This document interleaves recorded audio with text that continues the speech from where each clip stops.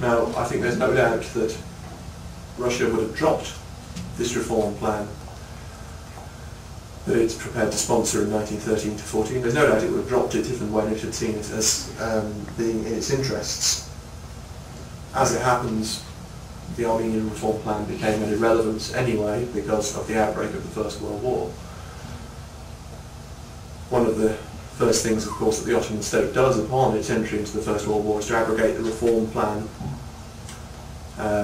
repudiate the Ottoman Public Debt Administration, repudiate the hated capitulations, these legal and fiscal privileges which are given to the European powers and their representatives. In effect, a whole series of measures which reject all of these external impositions on the Ottoman Empire, and which also reject the idea of protecting Armenians. In fact, Talat, the Interior Minister of the Committee of Union and Progress, actually says at the height of the reform negotiations in 1914 that he intends at some point to make, to act in such a way that will make this whole reform question redundant for at least 50 years. This is a threat, an obvious threat. I would contend that prior to the war, fully fledged genocidal intention is not quite there. Some of the thinking towards Armenians is genocidal. It takes the war to push it over the edge into genocide, just as it takes the war to push the Nazis into genocide in 1941. But so many of the ingredients are there. This myth, the libel of collectively treacherous Armenians, this association of Armenians as a sort of inner enemy with great powers outside as an external enemy, all of these are in place, and classic ingredients for a kind of genocidal solution. They're there. Now, I said I won't talk about the genocide itself and its internal dynamics. I don't intend to. This is still about the great powers.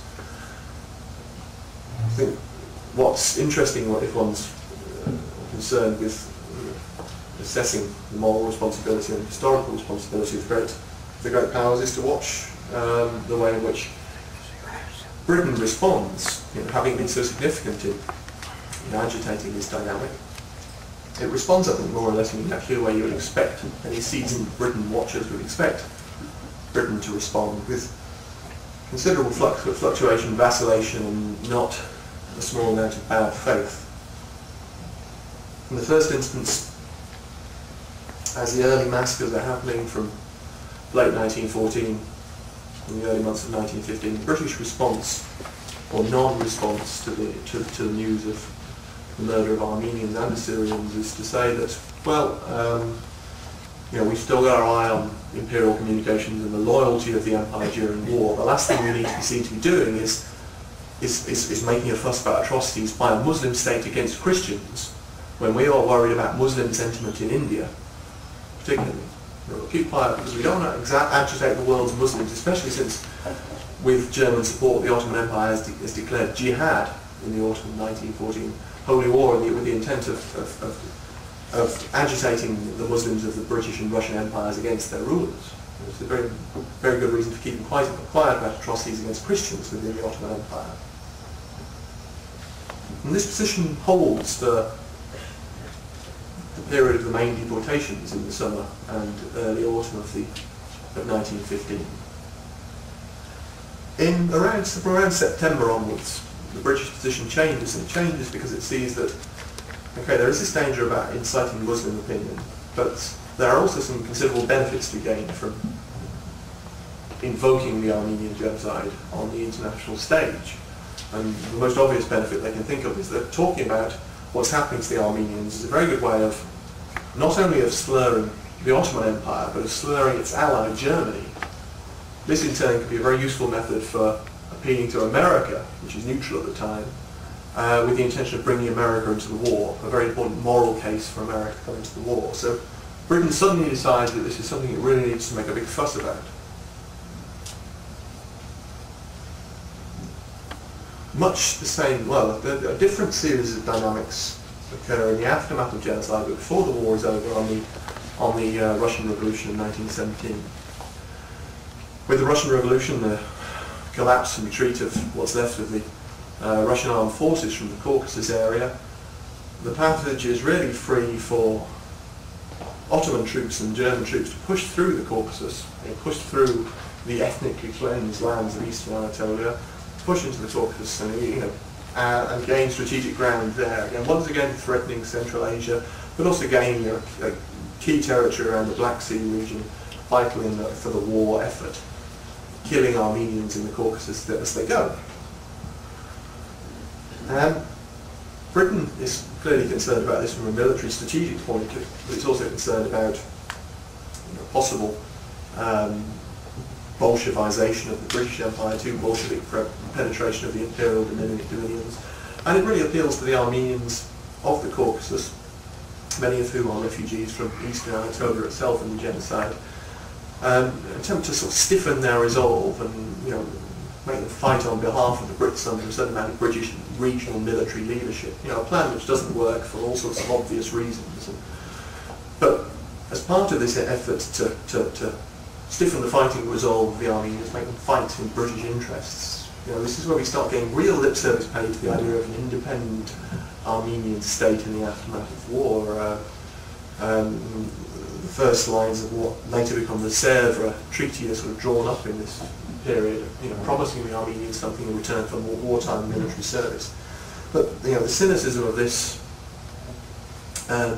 promise, I think, is astonishing at the time. It's something which the Brits may intend to realise if they can, but it really doesn't matter to them if they can't. In fact, Lloyd George himself says all these promises or half promises are being made, just as they're being made to Arabs at that time.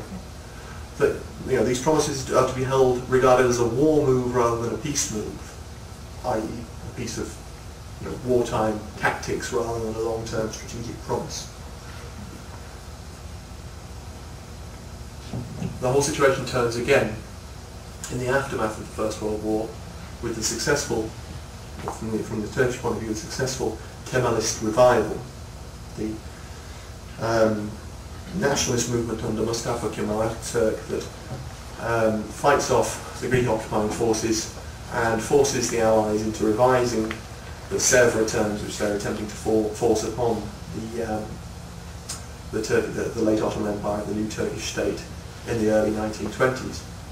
With the success of that, with the fait accompli presented by Kemal as he drives Greek forces out of Anatolia, the British once again clearly have to rethink their regional strategy. It takes at least a decade, I think, to fully normalise relationships with the new Turkey, but nevertheless there's a deeper rationale to the re-establishment of Turkey within British good books. Of course, this is a resurrection of the British stance as of the mid-19th century. The Ottoman Empire no longer exists, but Turkey is still there, and it's a much reduced Turkey, a Turkey in Anatolia, a vigorously nationalist but non-expansionist Turkey that's prepared to protect the integrity of its borders, in some ways an ideal ally against Soviet Russia, Bolshevik Russia, against future Russian expansion. So in a sense the new Republic of Turkey takes the strategic place in the British worldview of the old Ottoman Empire. And the Armenian question, with that strategic shift in British thinking, really goes out the window once again. And with a few nuances, I think this really explains the British position up to the present day. Even though the Soviet Union no longer exists, having a secular-minded, relatively stable ally in the region that's achieved the nation-state requisites supposedly of ethnic homogeneity and non-expansionism, stability, trading partner and so on. This is an important sort of part of the strategic constellation for Britain and the power which steps into Britain's shoes in terms of strategy in the Eastern Mediterranean and the Near East, the United States of America.